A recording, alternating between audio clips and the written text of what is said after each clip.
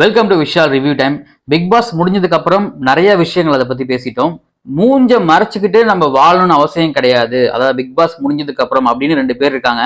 மாயா, பூர்ணிமா எங்க போனாலும் ஃபேஸ்ல மாஸ்க் போட்டுட்டு தான் போறாங்களாம். ஏன் அப்படின்னு தெரியல. அவங்க ரீசெண்டா ஒரு இன்ஸ்டால ஸ்டோரி போட்டிருந்தாங்க. அதுல கிறுக்கன் அப்படின்னு சொல்லிட்டு ஒரு டிஷர்ட் போட்டிருந்தாங்க. அந்த டிஷர்ட் மறைமுகமா பிரதீப் ஆண்டனி அண்ட் ஃபேன்ஸ்க்காக அவங்க போட்டிருந்தாங்க அப்படிங்கிற மாதிரி ஒரு டாக் போகுது.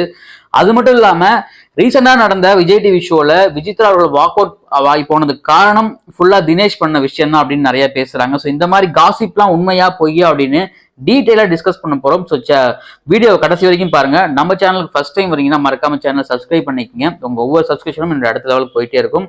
ஸோ அதுதான் ஒரு பெரிய ஹெல்ப்ஃபுல்லாகவும் இருக்கும். சரி, வாங்க வீடியோக்குள்ள போகலாம். ஓகே, என்னன்னா ரீசெண்டா மாப்பு பிக் பாஸ் வீட்ல எந்த அளவுக்கு ஒற்றுமையான ஒரு ஃப்ரெண்ட்ஸா இருந்தாங்க, எந்த அளவுக்கு ஒரு போற்றக்கூடிய ஃப்ரெண்ட்ஸா இருந்தாங்க. ஃப்ரெண்ட்ஷிப்புக்கு ஒரு முன்னுதாரணமே பாத்தீங்கன்னா பூர்ணிமா, மாயா தான். மாயா பூர்ணிமா கிச்சன்ல இருந்து இப்ப ஸ்மால் பாஸ்ல இருந்து மாயான்னு கூப்பிடும் போது ஓடி கட்டி பிடிச்சவங்க அவங்க தான். அது மட்டும் இல்லாம ஃபேக் அலிகேஷன் வச்சு ஒருத்தன் வாழ்க்கையை காலி பண்ணதும் இவங்க 2 பேரும் சேர்ந்து அந்த ஃப்ரெண்ட்ஷிப் தான் அப்படின்னு நம்ம எல்லாத்துக்கும் தெரிஞ்ச விஷயம் தான் இல்லைங்களா.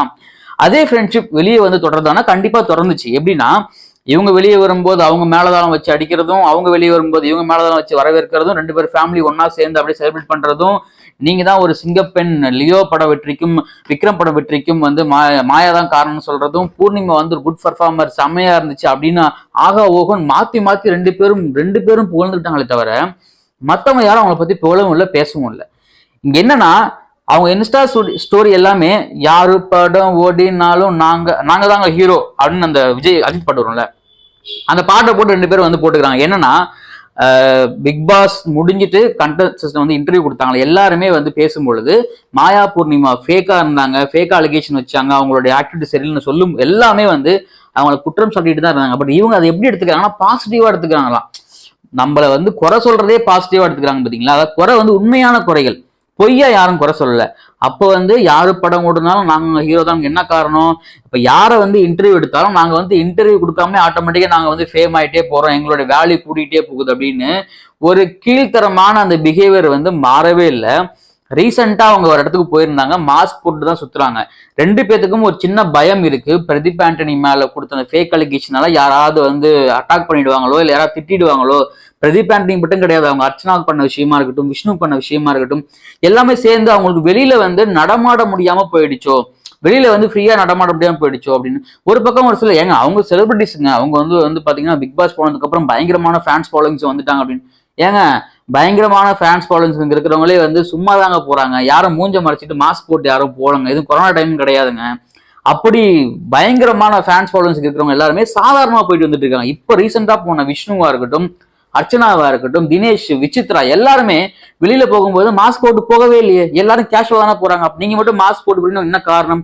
ஸோ குற்றமுள்ள நெஞ்சு குறுகுறுங்குது, அதுதான் அதுக்கு காரணம். முக்கியமான உதாரணம் நான் ஏற்கனவே சொன்ன மாதிரி அந்த கிறுக்கன் ஒரு டிஷர்ட் போட்டிருந்தாங்க, கிறுக்கன்ஸ் அப்படின்னு.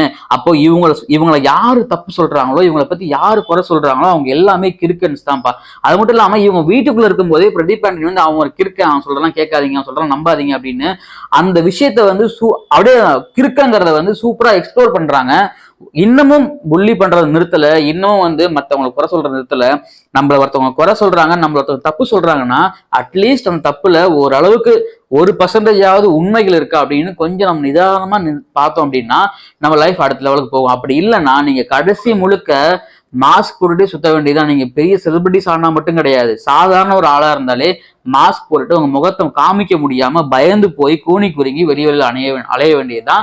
இதுதான் உங்களுக்கு எழுதப்பட்ட ஒரு பெரிய நீதியா இருக்க போது நான் நினைக்கிறேன். இதுதான் ஏன்னா பிரதீப்க்கு நீங்க பண்ண அந்த துரோகம் இருக்குல்ல, அந்த துரோகம், அந்த அநியாயம், அந்த அக்கிரமம் எல்லாமே உங்களுக்கு இந்த மாதிரி தான் போர்ட்ரேட் ஆகும். அந்த விஜய் டிவி அந்த ஷோல தினேஷ் அந்த போட்டோஸ் எல்லாம் போட்டு காமிக்கிறாங்க. அந்த போட்டோல கூட பிரதீப் ஆண்டனி போட்டோ அவங்க மென்ஷன் பண்ணல. நான் பார்த்தேன் பிரதீப் ஆண்டனி போட்டோ அதில் ஐடென்டிஃபை பண்ண முடியல.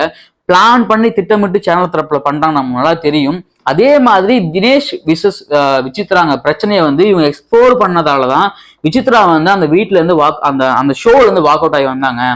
என்ன திரும்பவும் நீங்க தினேஷோட அந்த இன்ட்ராக்ட் பண்ணாதீங்க, தினேஷ் தினேஷ்க்கும் எந்த பிரச்சனையும் கிடையாது அப்படின்னு இன்ட்ராக்ட் பண்ணாதீங்க அப்படின்னு சொல்றாங்க. பட் ஆனா தினேஷ் நான் வந்து அவங்க கூட சேர்ந்து ஆடம் அந்த டீம்ல நான் இருக்க மாட்டேன், பட் அவங்க வந்து ஸ்டில் என்னோட பர்சனல் லைஃப்ல நிறைய பிரச்சனைகள் ஏற்படுத்துறாங்க அப்படின்னு ஸ்ட்ராங்கா சொன்னதால இவங்க வேற வழியே இல்லாம, அதாவது நம்ம இல்லைன்னா அந்த ஷோவே நடக்காது அப்படிங்கிற ஒரு மிகப்பெரிய ஒரு நம்பிக்கை அவங்களுக்கு இருந்திருக்கு யாருக்கு, விசித்ராக்கு.